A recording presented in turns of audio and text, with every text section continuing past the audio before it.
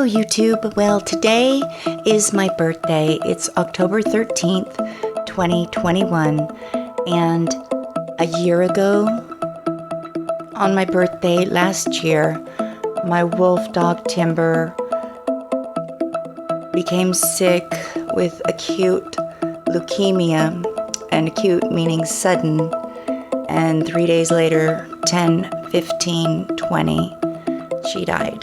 I do feel there's some sort of a meaningful connection that she died on my birthday. This is also in memory of Timber.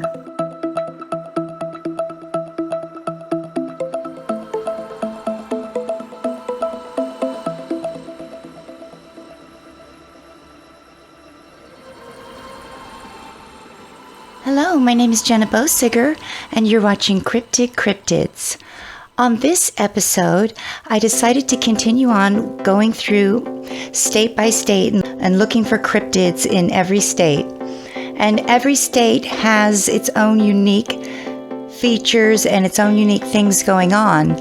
And this time, I chose Nevada, and one of the reasons I chose Nevada is because I am planning at least one road trip up there. And don't forget to subscribe, like, and hit the bell. I really do appreciate it. The best, most prominent features in Nevada are going to be the caves, giants, a lot of amazing petroglyph sites, hot springs, and I think that Nevada probably has an extensive underground. We know it does because it's got a lot of really well-known caves that are huge. I'm not exactly sure how long ago, but a long time ago, thousands of years ago at least, there was a lot of water on the surface of Nevada in the form of lakes, and basically the whole surface of Nevada was a marshland with lots of cattails. It wasn't swampland, it was marshland. And it had a lot of lakes, and it was a completely different environment than it is today. This dried up environment in Nevada looks similar to what we see on the surface of Mars today, where we know that the water just evaporated. There have been quite a few signs and evidence that there is water underneath Mars. And I think that's what's happening here in Nevada. I think there's still a lot of water underneath the underneath the surface, and whatever cryptids can survive that kind of environment. But it does seem that Bigfoot is incredibly adaptable, as are humans. So at Lake Tahoe, there is the Tahoe-Tessie Leviathan, an underwater cryptid that is reptilian and possibly comes out of the water at times, not sure. And as far as the Bigfoot sightings, and I made a list here, they are basically happening in the same places as the giants, and basically I think that they are the same as the giants. When she was describing them, she kept talking about how they had red hair. Maybe we just pictured red-headed, but maybe she meant they had red hair all over their bodies. They have Sahabits up in Jarbidge. They have a very similar legend of a giant, hairy creature that they trapped in a cave and killed. I don't think they had the same lust for violence as humans do. That's often been said of Bigfoot. There are some reports of Bigfoot getting really mad at people and lashing out in some areas where they're not friendly. But for the most part, Bigfoot seem to want to avoid violent confrontation, as opposed to humans who seek it out and have been known to cause the extinction of more than one species. There's the well-known case of the Lovelock Cave giants, which Sarah Winnemucca years before talked about and was later proven correct. But yet academics still won't take her book as being truthful and factual about her people. And that's really disturbing, because anybody at this point who doesn't believe that the giants existed in North America is basically calling Sarah Winnemucca a liar and saying that she lied about the history of her people, which she didn't, because she was a very well-known, honest person, well-spoken. She spoke for her people. I'm so thankful for her doing that and sharing that with us. She wouldn't have lied in a book about the history of her people. And she clearly talked about the giants, and then she was proven correct later when the bones were found. But where are the bones? Well, you have to ask the Smithsonian. Where are the bones from the Lovelock Cave? The two main really interesting things going on in Nevada are the Lovelock Cave giants and Area 51. Area 51, the extraterrestrial highway, Rachel, Nevada. That's where the bodies, that's where the UFOs were taken to, Area 51 in Nevada. Now let's talk about my trip to Nevada. So there's so many hot springs in Nevada, and I just want to stop at least 5. I would start with this place called Searchlight, because I just remember a long time ago hearing about some caves in Searchlight that, you know, there were some giants there or something like that. I can't really remember, but I would love to investigate that. I'd love to go to a place called Emerald Cove and go kayaking there. And that's very close to Las Vegas. And then I would go to the Salone, see the Salone petroglyphs. I would go to Lake Mead, the Valley of Fire. The Valley of Fire has petroglyphs and amazing rock formations and a lot of great things to look at. And then right across from there is the Virgin Valley. And that's where the opals are. Look for opals in the Virgin Valley in Nevada. This other place that I want to go to that's right in between Valley of Fire and Virgin Valley is the Lost City, on my way to the Great Basin, Ruby Lake and the Ruby Wilderness and the Ruby Valley.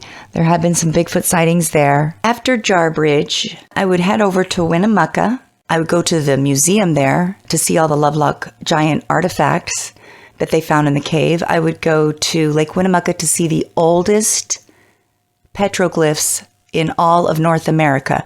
And that's because they were made by the giants. And they're all around that area. I might try to go over to Lake Tahoe, and I would go to Pyramid Lake because that fascinates me, because I've studied that area from the aerial map and seen all these interesting rock formations all around it. There's so much history there of the giants. The giants, you know, made these big floating rafts. They were bigger than rafts. They were almost like islands in Pyramid Lake that they would kind of lived on. They were eating a lot of the tool, and that is the cattails. And I guess that is something that is very healthy to eat, which doesn't sound very good, but a lot of creatures can eat cattails and survive on it. And so I would go to the archaeological sites all around there just to get the feeling of imagining how the giants used to roam around that area and live in those caves. And the underground, who knows what's underground in Nevada, but there is definitely a lot going on underneath the surface of Nevada in those cave systems where all the water is today. I'm going to read some of the newspaper articles of the time. And this one has the date on it of January 24th, 1904. And it says, may be related to Cardiff giant. Bones of a human skeleton 11 feet high are dug up in Nevada. Winnemucca, Nevada. Workmen engaged in digging gravel here today uncovered at a depth of about 12 feet a lot of bones, part of the skeleton of a gigantic human being. Dr. Samuels examined them and pronounced them to be the bones of a man who must have been nearly 11 feet in height. The metacarpal bones measured 4.5 inches in length and are large in proportion. A part of the something was found, and in its complete form would have been between 17 and 18 inches in length. The remainder of the skeleton is being searched for. This one says, Lovelock Valley may hold key to ancient mystery. One is the skeleton of a giant red-headed Indian, and the other is the calendar stone found by W.C. Pitt rancher and called the W.C. Pitt calendar stone in his honor. I looked for the calendar stone on the internet and I couldn't find it. This says, the skeleton found near the Rogers Ranch last year measures 7 feet 7 inches and was in excellent condition, parts of the red hair even remaining on the skull. This has been carefully stored away. Not carefully enough. Here's another one. Historical item of the week. Several years ago, there was discovered in a cave situated in the desert range near Lovelock a mummy known as the Lovelock Giant. Many stories credited the prehistoric Indian giant as being 11 feet tall. The truth is that the figure, still with reddish hair on the skull, was 9.5 feet in length. The mummy is now in the Smithsonian Institute in Washington, D.C. It is the largest human specimen ever discovered. Tradition among the Paiutes about a huge northern warrior. The Paiute Indian have a tradition that extends back, they know not how or how far into the long ago, of an Indian of giant stature who gave them trouble. They say that the giant warrior came from the north. He took up his abode near Pyramid Lake and made war on the Paiutes, killing many of their men. The giant was brutally slain by Paiute David, who crept up behind him and drove a poisoned arrow into his back between the shoulder blades, says the Virginia, Nevada Chronicle.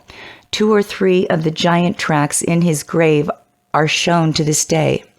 The tracks are near the Truckee River between Wadsworth and Pyramid Lake. They are in sandstone and still kept clear. Every Indian that passes the spot stoops and sweeps out any dirt that may have lodged in the long tracks. The giant's grave is not far from where the tracks are seen. The grave is always kept clear of vegetation, any grass, weeds growing up pulled up by the roots. In this way, the spot has always been kept marked. The Indians also have a tradition of huge animals that roamed the country. They say these animals had horns with which they were able to uproot trees. To rid themselves of these great beasts, the whole Paiute tribe turned out, surrounded the herd, and drove them into the Pyramid Lake, where all were drowned. Even now, when the lake is seen rolling about far out from shore, the Indians point to the waves and say they are the backs of the monster beasts. This one says, trace of giants found in desert, Los Angeles, August 4th. A retired Ohio doctor has discovered relics of an ancient civilization whose men were 8 or 9 feet tall in the Colorado desert near the Arizona, Nevada, California line, an associate said today. Howard E. Hill of Los Angeles, speaking before the Transportation Club, disclosed that several well-preserved mummies were taken yesterday from caverns in the area approximately 180 miles square, extending through much of the southern Nevada from Death Valley, California, across the Colorado River into Arizona. Hill said the discoverer is Dr. F. Bruce Russell, retired Cincinnati physician, who stumbled on the first of several tunnels in 1931, soon after coming west and decided to try mining for his health. Mummies found. Not until this year, however, did Dr. Russell go into the situation thoroughly. Hill told the luncheon with Dr. Daniel S. Brovey of Los Angeles, who, with his father, helped open up New Mexico's cliff dwellings. Dr. Russell has found mummified remains, and that's all that one says. There is research that was done by universities, and you can look it up online, and they did many experiments on the coprolite. That's the word for petrified poop of the giants that lived in Lovelock Cave and Spirit Cave and Hidden Cave.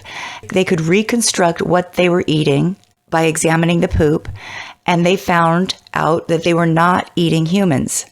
And that's science, that's a fact, that's not word of mouth. But they found that they were eating cattails and that they were eating a lot of birds and ducks and waterfowl. And the Paiutes also call them the Setika, which translate to tool eaters. And tool means cattails.